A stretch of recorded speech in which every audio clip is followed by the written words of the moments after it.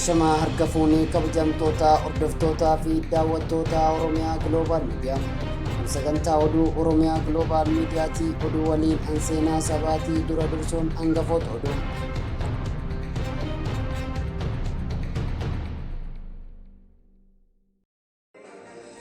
Sirni waliigaltee heeyyama telekoom mallatteessuu Finfinneetti gaggeeffamaa jira. Waliigalteen jireenya Afrikaanotaa rakkoo keessa jiran fooyyessuu dandeessisu mallattaa'e. Lammiilee godina addaa saba Oromoo fi Shawaa Kibaatti buqqaan deebisanii dhaabuuf birrii biiliyoona 1.5 akka barbaachisu ibsame. Yuunaayitid Isteet Kaameruun irra uggura viizaa kaa'uun dhagahame. Kibba baha Firaansitti daawwannaa hojii taasisaa kan turan pirezidaantii Imaanu'eel Maakroon namicha tokkoon qabalaman. Amma oduu bal'inaan. Sirni waliigaltee heeyyama telekoom mallatteessuu Finfinneetti gaggeeffamaa jira.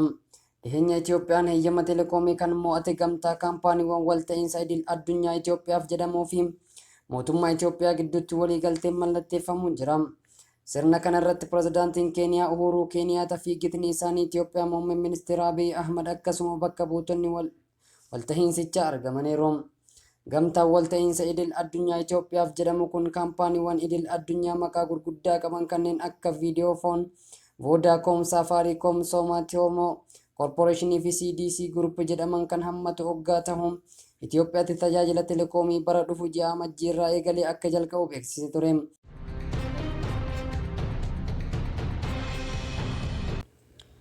Waliigalteen jireenya Afrikaanotaa rakkoo keessa jiran fooyyessuu dandeessisu mallattaa'e. Waliigalteen jireenya Afrikaanotaa rakkoo keessa jiran fooyyessuuf dandeessisu faawundeeshiniin maaster kaardii fi giddugalli ittisaa fi to'annoo dhibee Afrikaa doolaara Ameerikaa biiliyoona 1.3tti mallatteessaniiru. Waliigalteen Afrikaanaan miliyoonota lakkaa'aman sadarkaa jireenya isaanii fooyyessuuf dinagdee biyyoota Afrikaa ariitiin rakkoorra hambisuu fi kan dandeessus jedhameera. Waliigaltichi waggoota 3 dhufanitti hojiirra kan oolu ta'uu faawundeeshiniin maaster kaardii beeksise.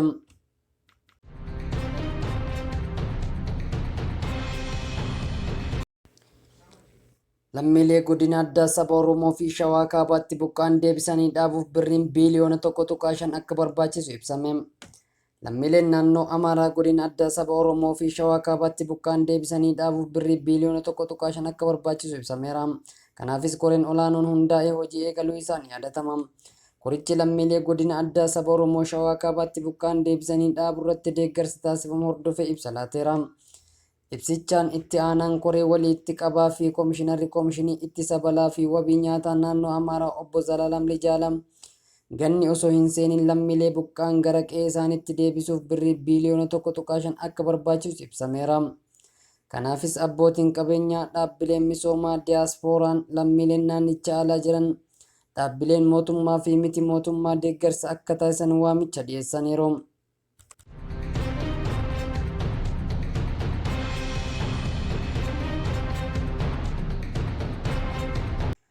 Hospitaalli Daaroo Labuu qarshii miiliyoona 29 waliin ijaarame eebbifame.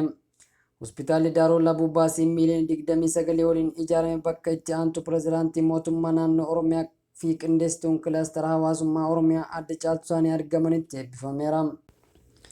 Hospitaalichi bara hedduuf harkifatee kan ture yeroo ammaa xiyyeeffannoo irratti kennameen xumuramuunis ibsameera. Hospitaalichi uwwisa tajaajila fayyaa hunda kan qabuu fi aanaalee ollaa fi jiraattota godina Harargee lamaaniif godina Arsiif illee tajaajila kennuuf akka danda'u waltajjicha irratti dubbatameera. Eebba kana irratti hooggantoonni naannoo godinaaf aanaa godina Harargee lixaa argamuun eebbisuu isaanii beekameera.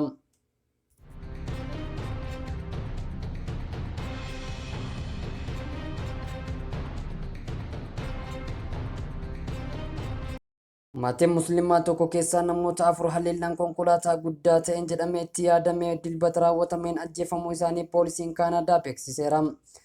Haleellaan kun raawwatame magaalaa Landan kutaa bulchiinsa Ontaariyoo keessatti ture. Maatiin miidhaa irra ga'e kana keessaa mucaan dhiiraa umriin isaa waggaa 9 ta'e tokko qofti kan lubbuun hafe yoo ta'u, innis madaa cimaa irra ga'een hospitaalatti wallaanamaa jiraachuun beekame. Namni umriin isaa waggaa 20 ta'ee fi lammiin isaa Kaanaadaatti jedhame ajjechaa miseensota maatii 4 fi yaalii ajjechaa nama tokkootiif himatameera. Haleellaan kun erga bara 2017 keessa masjiida magaalaa Quubee keessatti raawwatamuun namoota 6 ajjeeseen as Kaanaadaa keessatti isa baay'ee hamaadha jedhameera. Namoonni miidhaa irratti raawwatame kun sababiidhuma musliima ta'aniif irratti xiyyeeffatamee jedhamee amanama jechuun ibsa wiixata kennameen dubbatameen Deetsaa Paawul Waayit ibseera. Poolisiin himannaa shororkeessummaa ta'aa akka malu ilaalaa jiran kan jedhan qondaalli kun yakka jibbiinsaa irraa kan ka'een raawwatames jedhameera.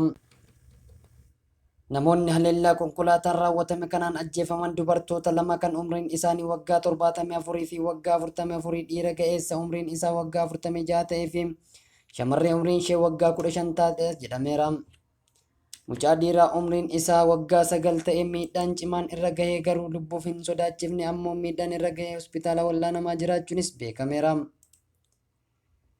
Namni yakka kana raawwate maqaan isaa Naatanaa'el Veeltimaan kan jedhamu yoo ta'u kan umriin isaa waggaa 20 Landan Ontaariyoo jiraatudha.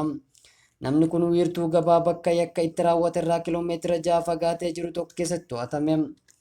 Shakkamaan kun gareewwan ilaalcha jibbiinsaa jabaan kamiyyuu waliin hidhata qabaachuu isaa hanga ammaa wanti beekame hin jiru jechuun Deetsaa Waayit himam. Shakkamaan kanaaf namoota miidhaman gidduu hariiroo duraan jiraachuu isaa wanti beekame hin jiru. Shakkamaan kun uffata waraanaa qaamarra miidhama ittisuu uffatee ture. Qondaalli poolisii tokko yogguu arguun himeera. Akka jecha poolisiitti shakkamaan maqaan isaa Veeltimaan jedhamu kun duraan himannaa irratti dhiyaatee ture hin jiru. Konkolaataa fe'iinsaa gurraacha dilbata naannoo sa'aatii 20 fi daqiiqaa 40 daandii Haayidee Paark irratti karaa keessaa bahuun sirriitti mul'ata jechuun qondaalli poolisii kun himeera.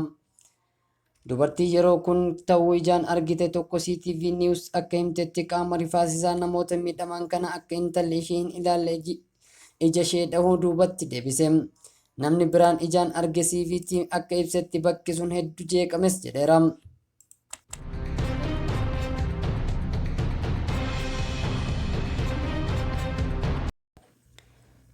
Kibba bahaa Firaansitti daawwannaa hojii taasisaa kan ture pirezidaantii Emmanuel Macron namicha tokkoon kabalaman.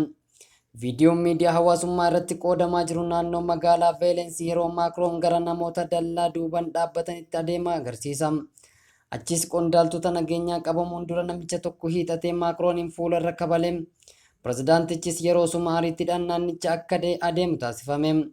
Akka gabaasa miidiyaa Faransaay taatee kanaan wal qabatee namootni 2 to'annoo jala oolaniiru. Akkuma pirezidaantiin kabaleen namichi dhaadannoo bulchiinsa Macron haa kufu daawun wiiz Macron is jedhu dhageessaa jedhameera.